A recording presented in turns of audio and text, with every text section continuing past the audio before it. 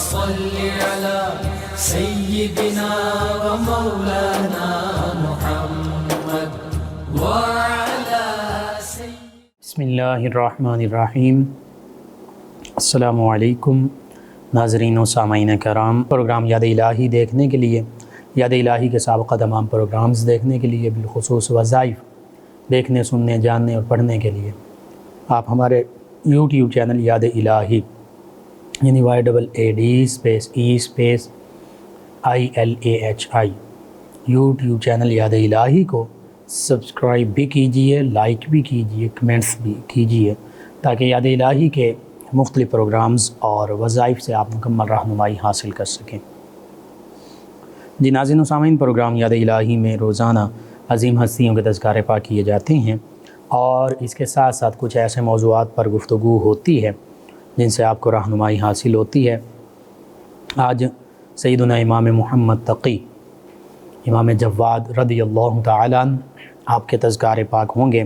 اس سے پہلے کتاب الشفا سے آج کا خاص وظیفہ تمام امت مسلمہ کے لیے، بالخصوص ہمارے ان مسلمان بہن بھائیوں کے لیے جو اکثر پوچھتے رہتے ہیں کہ تنگ دستی، مفلسی، پریشانی، قرضے، مختلف آزمائشیں، تو اس حوالے سے یہ موطا امام مالک میں یہ حدیث مبارکہ موجود۔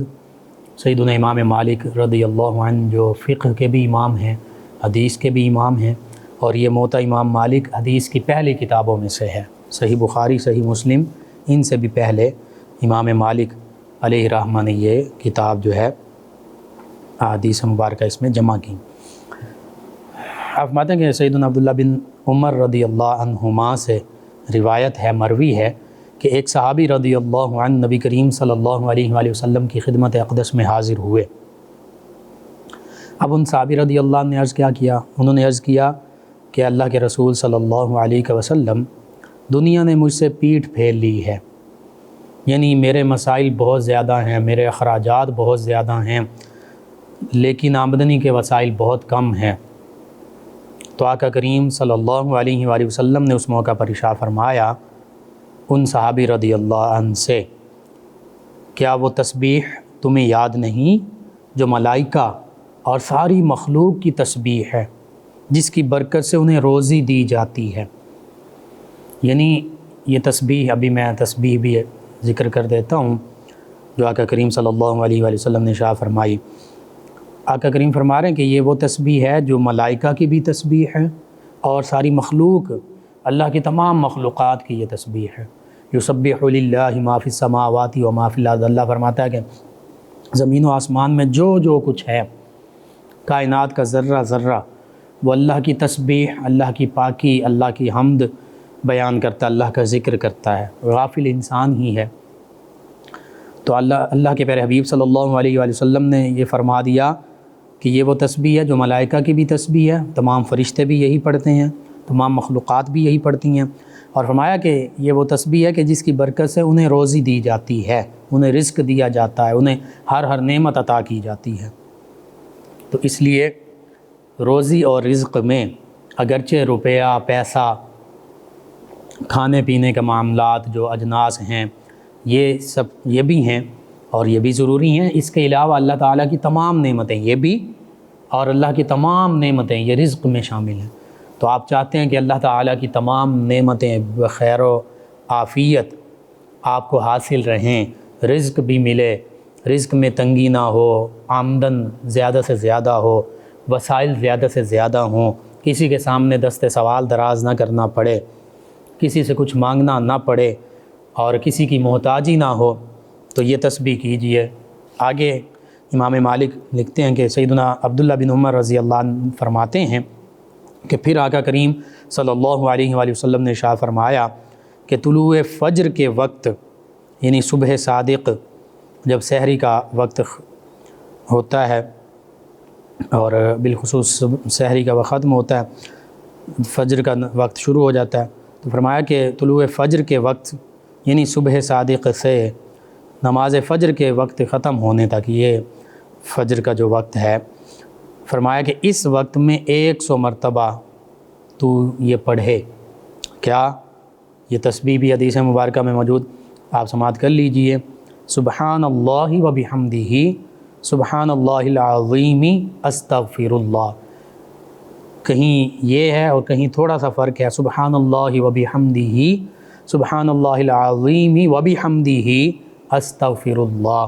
تو دونوں طرح سے پڑھ سکتے ہیں. و بحمدہ 2 مرتبہ بھی آ سکتا ہے. سبحان اللہ و بحمدہ سبحان اللہ العظیم و بحمدہ استغفر اللہ. یا اس طرح پڑھ لیں سبحان اللہ و بحمدہ سبحان اللہ العظیم استغفر اللہ.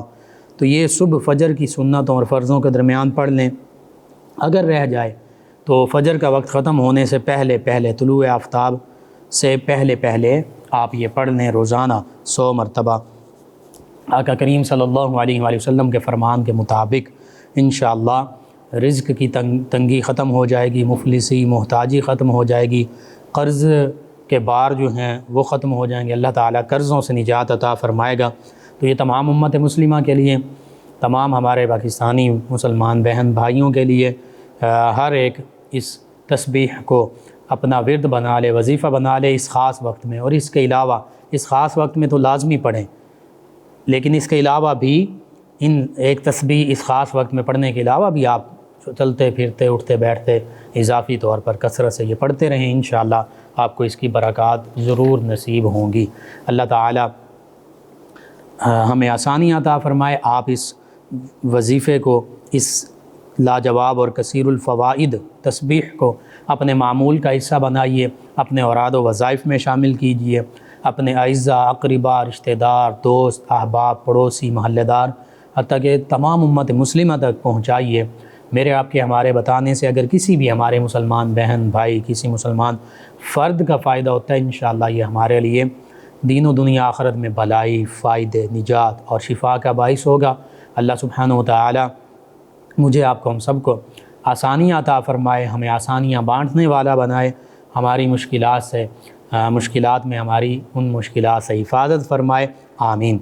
جی ناظرین و سامعین، سیدنا امام محمد تقی، جنہیں امام جواد بھی کہتے ہیں، اسم گرامی آپ کا محمد ہے، نبی رحمت صلی اللہ علیہ وآلہ وسلم کی نسبت سے، اور یہ وہ اسم مبارکہ ہے. آقا کریم صلی اللہ علیہ وآلہ وسلم کے فرمان کے مطابق جن بچوں کا نام محمد اور احمد رکھا جاتا ہے، اللہ رب العزت ان کی بخشش بھی فرمائے گا، ان کے وسیلے سے ان کے گھر والوں کی بخشش بھی، حتیٰ کہ اس گھر میں بھی برکتوں کا نزول ہوگا. تو آقا کریم صلی اللہ علیہ وآلہ وسلم کے ذاتی اسم مبارکہ کی نسبت سے آپ کا نام محمد رکھا گیا، اور پھر کنیت آپ کی ابو جعفر ہے. اور چونکہ یہ کنیت سیدنا امام محمد باقر رضی اللہ عنہ کی بھی ہے، ان کے صاحبزادے سیدنا امام جعفر الصادق رضی اللہ عنہ کی نسبت سے، ان کے حوالے سے، تو اس وجہ سے آپ کو ابو جعفر ثانی بھی کہا جاتا ہے، سیدنا امام محمد تقی امام جواد کو. اب القابات کا ذکر کریں تو تقی بھی آپ کا لقب ہے. تقی کا معنی ہے بہت زیادہ متقی، بہت زیادہ پرہیزگار، بہت زیادہ تقوی اختیار فرمانے والے، بہت زیادہ اللہ سے ڈرنے والے، خشیت رکھنے والے. اور جواد کا معنی ہے بہت زیادہ سخی، اللہ کے راستے میں بہت زیادہ خرچ کرنے والے.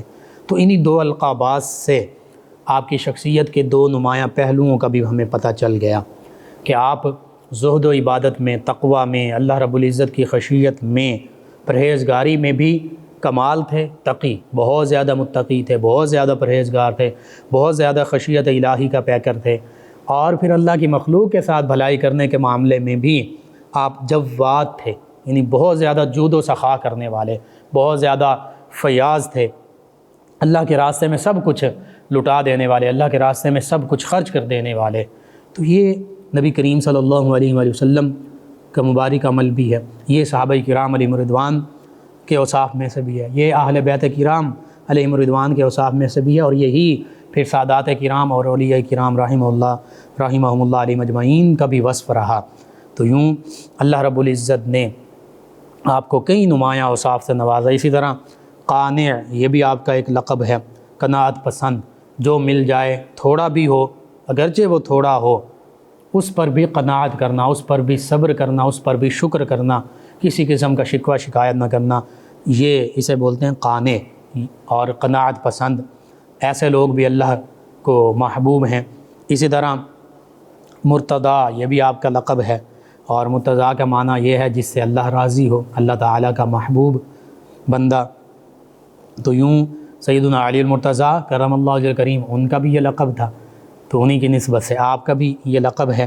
تو اس حوالے سے جب ہم آپ کے القابات ہی پر اگر غور کرتے ہیں تو پتہ چل جاتا ہے کہ اللہ کی مخلوق کے ساتھ بھی بھلائی کا معاملہ اور سخاوت کا معاملہ فرمانے والے اور اللہ کی بارگاہ میں بھی ہمیشہ ہمیشہ سربا سجود رہنے والی ہستی، یہی آج ہمارا مطمع نظر ہونا چاہیے ہر بندہ مومن کا، کہ جب ہم نبی کریم رؤوف الرحیم علیہ الصلاۃ والتسلیم، صحابہ کرام، اہل بیت کرام، اولیاء کرام، ان سے محبت کا دم بھرتے ہیں، دعویٰ کرتے ہیں، تو پھر ان کی تعلیمات میں سے، ان کی تعلیمات کا خلاصہ یہی ہے کہ اللہ کی محبت ہو، اللہ کی رضا کے لیے اس کی بارگاہ میں سربا سجود ہوا جائے، اللہ کے پیارے حبیب صلی اللہ علیہ وآلہ وسلم کی محبت دل و جاں میں بسی ہو، اور پھر اس کے ساتھ ساتھ اللہ کی مخلوق کے ساتھ بھلائی کا معاملہ ہو۔ یہی اولیاء اللہ کی بھی صفات ہیں، یہی اولیاء اللہ کی بھی نشانیاں ہیں۔ آپ کے والد گرامی سیدنا امام علی رضا رضی اللہ تعالی عنہ، اگر آپ کے سلسلہ نسب کا ذکر کیا جائے تو پھر یوں ہی بنے گا، سیدنا امام محمد تقی امام جواد بن سیدنا امام علی رضا بن سیدنا امام موسیٰ کاظم بن سیدنا امام جعفر الصادق بن سیدنا امام محمد الباقر بن سیدنا امام علی زین العابدین بن سیدنا امام حسین بن سیدنا علی المرتضیٰ و سیدہ فاطمۃ الزہرا رضی اللہ عنہما بنت سیدنا محمد الرسول اللہ صلی اللہ علیہ وآلہ واصحابہ وبارک وسلم۔ تو کتنا خوبصورت سلسلہ نسب ہے، پاکیزہ سلسلہ نسب، تیری نسل پاک میں ہے بچہ بچہ نور کا، تو ہے عین نور تیرا سب گھرانہ نور کا۔ یہ نبی رحمت صلی اللہ علیہ وآلہ وسلم کے گھرانے میں سے، حسینی سادات میں سے ایک عظیم ہستی، آپ کا تذکرہ خیر۔ آپ کی والدہ ماجدہ، ان کا نام خیزران یا ریحانہ یا بعض نے سکینہ بھی لکھا ہے۔ آپ کے والد گرامی سیدنا امام علی رضا، ان کے حوالے سے ملتا ہے کہ غالباً 40 برس سے زیادہ عمر بیت چکی تھی، تو آپ کے ہاں کوئی اولاد نہیں تھی، تو 40 برس کی عمر کے بعد یہ شہزادے، ان کی ولادت باسعادت ہوئی، سیدنا امام محمد تقی الجواد رضی اللہ عنہ، تو ان کی ولادت باسعادت پر سیدنا امام علی رضا رضی اللہ عنہ اور ان کی والدہ ماجدہ بڑے نہایت خوشی کا اظہار کیا۔ یوں ان کی ولادت باسعادت پر ان کے والدین کی آنکھیں ٹھنڈی ہوئیں، اور پھر اتنی زیادہ خوشی کہ جس کی کوئی مثال نہیں ملتی۔ اور پھر یہ بھی دیکھیے، عام طور پہ میڈیکل سائنس یہ کہتی ہے اگر ان کے والد گرامی کی عمر 40 برس ہے تو والدہ کی بھی 40 برس سے زائدہ تو اتنی ہی ہوگی۔ تو میڈیکل سائنس عام طور پر یہ کہتی ہے کہ خاتون بالخصوص ان کے حوالے سے کہ جب 25 سے 28 اور پھر 30 اور پھر 35 اور اس عمر سے بھی آگے عمر نکل جائے تو پھر خواتین کے لیے اولاد کا معاملہ جو ہے بہت مشکل سے مشکل ہو جاتا ہے، لیکن اللہ رب العزت ہر چیز پر قادر ہے۔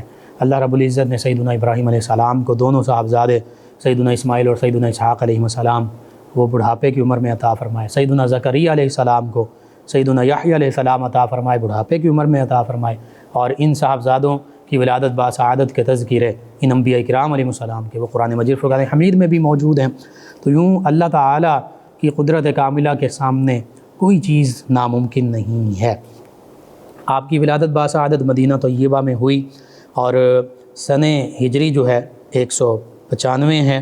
بعض روایات میں رجب المرجب کا مہینہ ذکر کیا گیا، بعض روایات میں رمضان المبارک کا مہینہ۔ اب آپ کی ولادت باسعادت آقا کریم صلی اللہ علیہ وآلہ وسلم کے شہر مقدس و مطہر و منور میں ہوئی، لیکن آپ کے والد گرامی آپ کی ولادت باسعادت کے تھوڑے ہی عرصے بعد انہیں مدینہ طیبہ سے بغداد منتقل ہونا پڑا، اور پھر روایات میں یہ بھی ملتا ہے کہ غالباً 5 سال کی عمر میں آپ کو بھی اپنے والد گرامی کے ساتھ بغداد کا سفر کرنا پڑا، اور پھر 3 سال ہی کے بعد، یعنی جب آپ کی عمر مبارکہ 8 برس تھی، آپ کے والد گرامی جو ہیں ان کو جو اس دور کے حکمران تھے انہوں نے زہر خورانی کے ذریعے شہید کر دیا۔ وجہ یہی تھی، اکثر یہ معاملہ رہا جیسے صحابہ کرام علیہم رضوان بدر و احد میں، حنین میں، تبوک میں، دیگر غزوات میں شہید ہوتے رہے، اور کفار مکہ، مشرکین مکہ، دیگر مشرکین کے قبائل، یہود و نصارہ، منافقین، یہ صحابہ کرام علیہم رضوان کے خلاف تھے، ہمیشہ کسی نہ کسی معاندانہ، دشمنانہ کارروائیوں میں ملوث رہا کرتے تھے، نبی کریم صلی اللہ علیہ وآلہ وسلم کی مخالفت کیا کرتے تھے۔ اسی طرح بعض اوقات یہ معاملہ ہوا کہ صحابہ کرام علیہم رضوان اور دیگر مسلمان، بالخصوص اہل بیت کرام علیہم رضوان، ان کے حوالے سے جو بعد میں حکمران آئے اپنی حکومت بچانے کے لیے، جب وہ یہ دیکھتے کہ ان عظیم ہستیوں کے ارد گرد، ان میں ائمہ فقہا بھی ہیں، حضرت امام ابو حنیفہ، ان کے بارے میں جب حکمرانوں نے دیکھا کہ عوام تو ان کے بہت قریب ہے اور بڑی تعداد میں، تو انہیں قید کیا گیا، انہیں بھی زہر دیا گیا، جیل میں شہید کیا گیا۔ امام احمد بن حنبل رضی اللہ عنہ، انہیں مخلوق قرآن کے حوالے سے وہ اپنے حق پر قائم تھے کہ قرآن مخلوق نہیں ہے، اللہ کا کلام ہے، غیر مخلوق ہے، انہیں کوڑے مارے گئے۔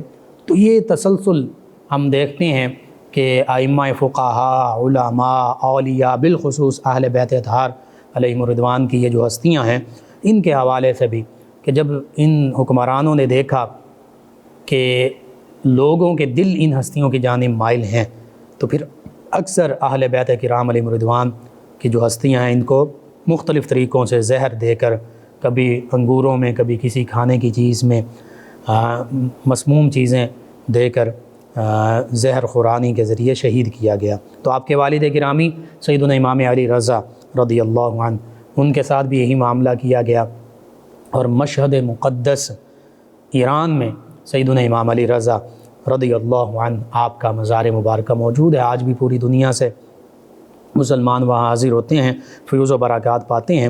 بہرحال آپ کے والد گرامی کے وصال کے بعد آپ وہیں بغداد میں مقیم ہوئے، اور جو عباسی حکمران مامون الرشید ہے، اس نے اپنی صاحبزادی کا جو عقد ہے وہ آپ سے کیا، ام الفضل۔ پھر شادی کے بعد آپ مدینہ طیبہ واپس آ گئے، اور ام الفضل سے آپ کے ہاں کوئی اولاد نہیں ہوئی، حتیٰ کہ آخر عمر میں پھر آپ اپنی اہلیہ کے ساتھ بغداد تشریف لے گئے، وہیں پر آپ کا وصال ہوا، وہیں پر بعض روایات میں یہ کہ آپ کو بھی زہر دیا گیا، آپ کی شہادت ہوئی۔ اس دوران ام الفضل جو ہے، یہ بعض اوقات اپنے والد کو خطوط بھی لکھا کرتی تھی کہ میرے یہ معاملات ہیں، چونکہ حضرت سیدنا امام محمد تقی، امام جواد، اور یہ اہل بیت کرام، سادات کرام کے حوالے سے نبی کریم صلی اللہ علیہ وآلہ وسلم کا ایک فرمان بھی موجود ہے۔ آقا کریم صلی اللہ علیہ وآلہ وسلم نے یہ فرما دیا تھا کہ اے اللہ، میری جو اولاد ہیں ان کو بقدر کفایت رزق عطا فرما، یعنی نہ کم ہو نہ بہت زیادہ ہو، جو ضرورت ہے اس میں کسی قسم کی کوئی کمی نہ ہو۔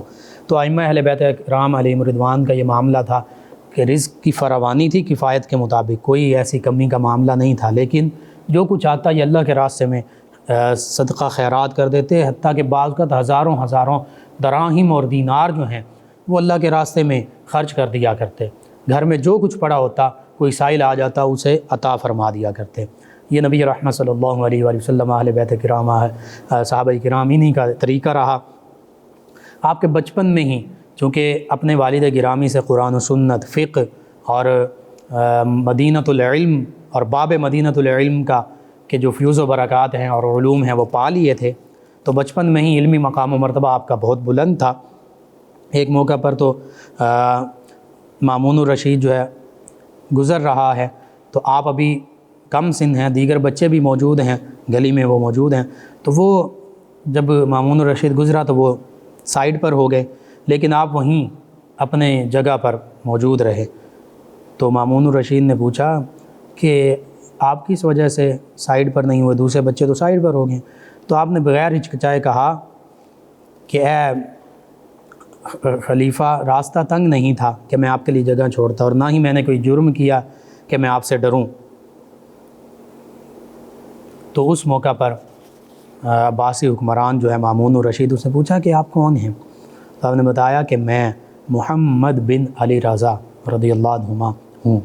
تو پھر مامون نے کہا کہ اللہ تعالیٰ آپ کے والد محترم پر بھی رحمت نازل فرمائے، آپ کا گھرانہ ہے ہی ایسا کہ جو کسی سے ڈرنے والے نہیں ہیں، جو حق بات کہنے والے ہیں۔ حتیٰ کہ پھر وہ شکار کے لیے نکلا تھا تو شکار کے لیے چلا گیا، شکار سے جب واپس آ رہا تھا اس نے کچھ پرندے وغیرہ شکار کیے، اور ایسا پرندہ بھی شکار کیا کہ جس نے اپنی چونچ میں ایک چھوٹی سی مچھلی پکڑ رکھی تھی، اور وہ مچھلی زندہ بھی تھی۔ تو اب وہ مامون بڑا حیران ہوا کہ ہوا میں مچھلی کہاں سے آ گئی۔ بہرحال وہ واپس جب آیا اسی راستے سے پھر دوبارہ انہی سے ملاقات ہو گئی، تو ان کا امتحان لینے کے لیے اس نے پوچھا کہ آپ بتائیے میرے ہاتھ میں کیا ہے۔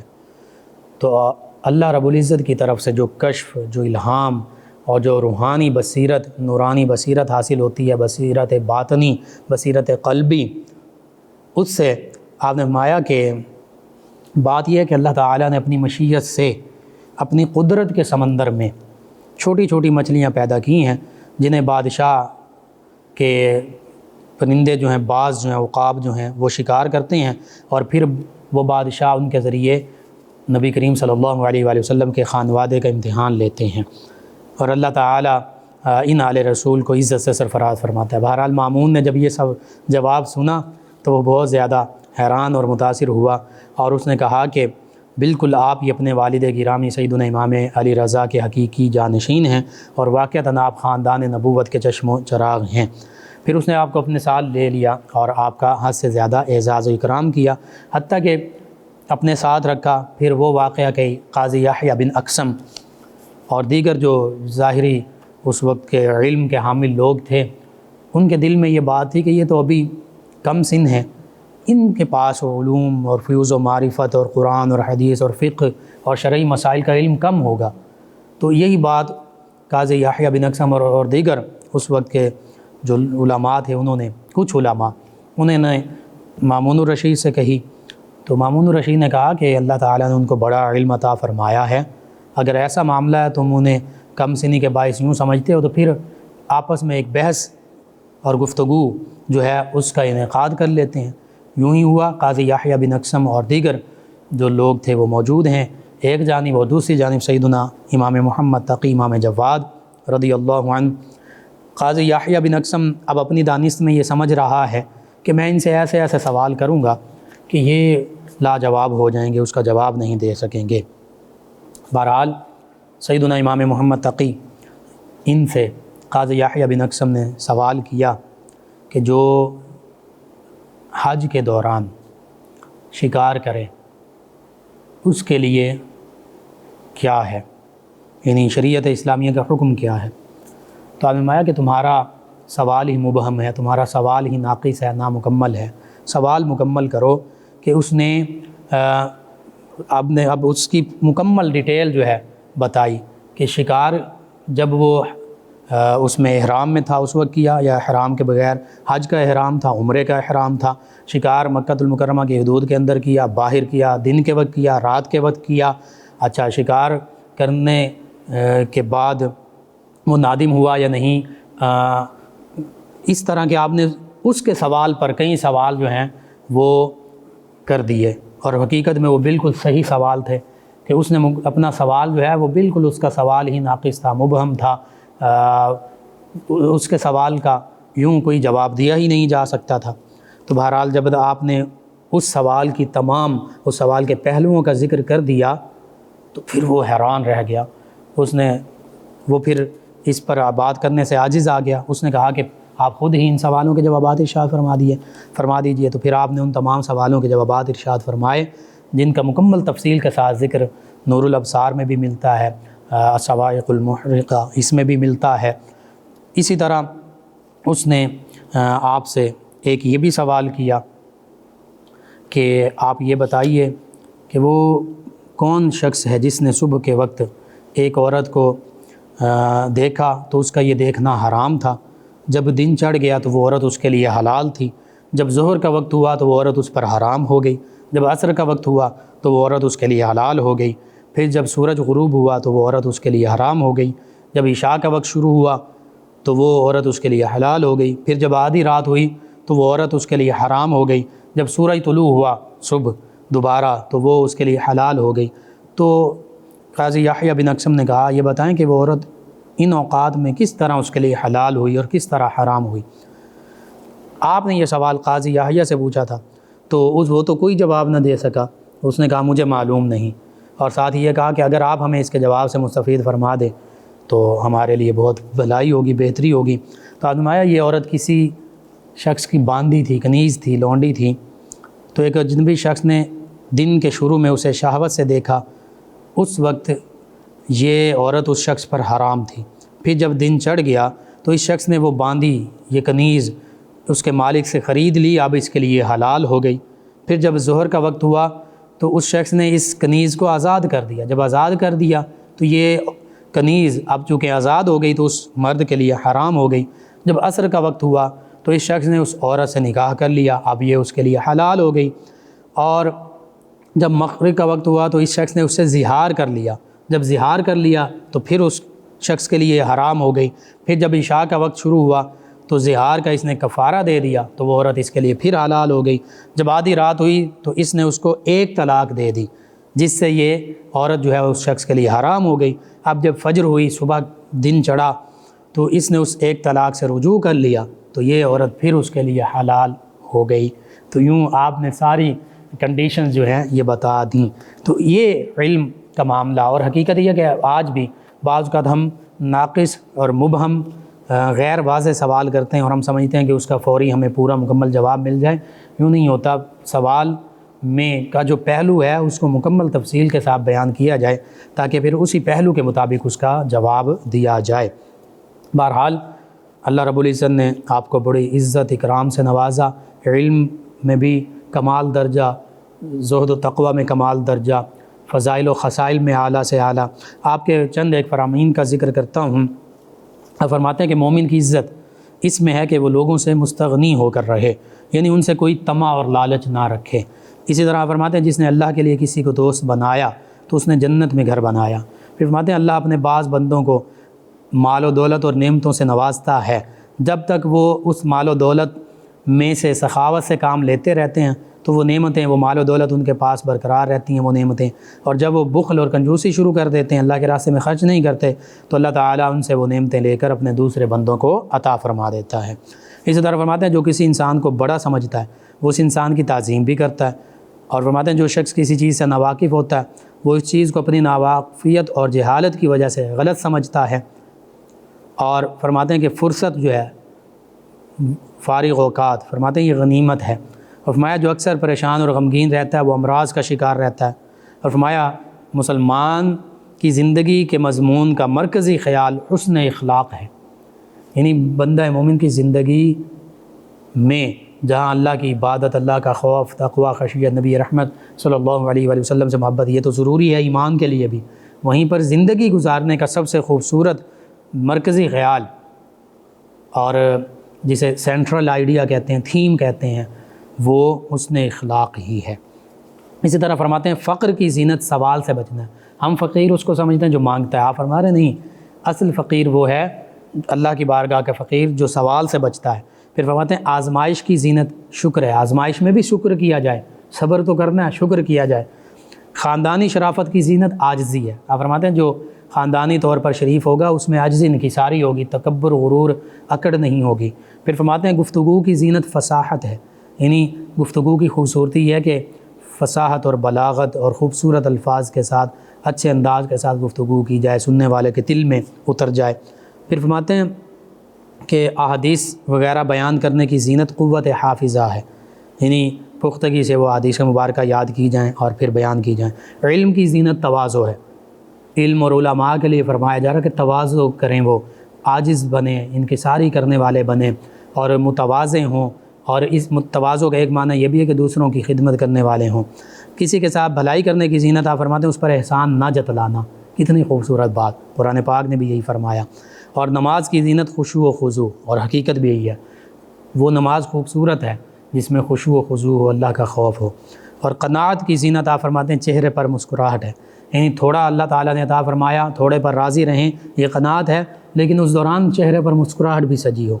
اور فرماتے ہیں تقویٰ کی زینت لا یعنی سے بچنا ہے، یعنی جو چیزیں فضول ہیں ان سے بچ جائیں، یہ تقویٰ کی زینت ہے۔ آپ کے بے شمار فرامین مبارک ہیں، یہ چند ایک فرامین مبارک اگر ان پر بھی ہم عمل پیرا ہو جائیں تو ہماری زندگیاں دین و دنیا آخرت بہتر ہو سکتی ہے۔ اللہ سبحانہ و تعالیٰ سے دعا، اللہ تعالیٰ ان عظیم ہستیوں کے نقش قدم پر ہمیں چلنے کی توفیق عطا فرمائے، ان کے تصدق سے عالم اسلام کو سربلندی عطا فرمائے۔ اللہم صلی علی سیدنا و مولانا محمد وعلی سیدنا۔ آپ سماعت فرما رہے ہیں پروگرام یاد الہی۔ ناظرین و سامعین زوران ہمیں جوائن کیا، ہمیشہ کی طرح ہمارے ریگولر لسنرز میں محمد بھوٹا صاحب اپنی دعاؤں سے نوازا۔ اللہ تعالیٰ آپ کے، میرے، ہم سب کے امت مسلمہ کے حق میں یہ دعائیں قبول فرمائے، آمین۔ عثمان ظفر صاحب ہیں، کہتے ہیں انکل جی قرار نہیں آتا کوئی ہو جو مجھے مدینے لے جائے۔ اللہ اکبر۔ اللہ تعالیٰ سے دعا کیجیے اور بالخصوص نبی رحمت صلی اللہ علیہ وآلہ وسلم کی بارگاہ میں ہدیہ درود و سلام کثرت سے عرض کیجیے، اور آقا کریم صلی اللہ علیہ وآلہ وسلم ہی کی بارگاہ میں استغاثہ کیجیے۔ انشاءاللہ جب وہاں سے اشارہ ہو جائے تو پھر سبھی اسباب میسر ہو جاتے ہیں۔ اللہ تعالیٰ آپ کو، مجھے، ہم سب کو مدینہ طیبہ کی بار بار بادب حاضری کی سعادت عطا فرمائے۔ محمد شہزاد صاحب ہیں، کہتے ہیں السلام علیکم سر۔ جی وعلیکم السلام۔ میاں بیوی کے درمیان محبت کا وظیفہ یا ودودو کثرت سے پڑھیں۔ ارسلان علی صاحب ہیں فیصل آباد سے، کہتے ہیں السلام علیکم۔ جی وعلیکم السلام۔ کہتے ہیں بھائی how are you, I am fine. کہتے ہیں کہ وظیفہ دوبارہ بتا دیں، سبحان اللہ و بحمدہ، سبحان اللہ العظیم و بحمدہ، استغفر اللہ۔ ایک اور لسنر ہیں، کہتے ہیں یا سمیع اور یا مبدئ کا معنی بتا دیں اور یہ کب پڑھے جاتے ہیں۔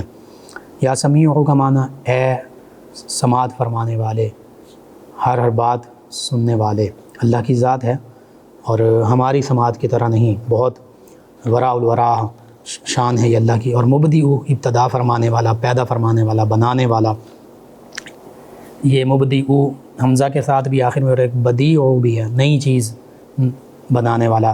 زمین آسمان نہیں تھی، نیا بنایا زمین اور آسمان۔ تو یوں ان کے علاوہ ایک اور ہمارے لسنر ہیں، کہتے ہیں السلام علیکم بھائی۔ جی وعلیکم السلام۔ کہتے ہیں ہمیشہ کی طرح پروگرام بہت اچھا ہے، اللہ تعالیٰ آپ کو صحت تندرستی عطا فرمائے، آپ ایسے ہی پروگرام کرتے رہیں۔ انہوں نے کہا کہ گردے میں درد رہتا ہے، ڈرپ لگواتا ہوں تو کچھ سکون ملتا ہے، بعض کا ڈرپ بھی نہیں لگوا سکتا، بھائیوں کے گردوں میں بھی مسپی پڑی ہے، اس حوالے سے کوئی روحانی علاج؟ جی میں عرض کرتا ہوں، ایک تو آپ ہومیوپیتھک طریقہ علاج جو ہے، کوئی پرانے تجربہ کار ڈاکٹر، ان سے یہ بھی کر کے دیکھ لیجئے۔ ایک دوسرا روحانی علاج یہ ہے، میں عرض کرتا ہوں سورہ بقرہ پہلا پارہ آیہ مبارکہ 74، اس کو 41 مرتبہ پڑھ کر پانی پر دم کر کے پانی پیتے رہیں۔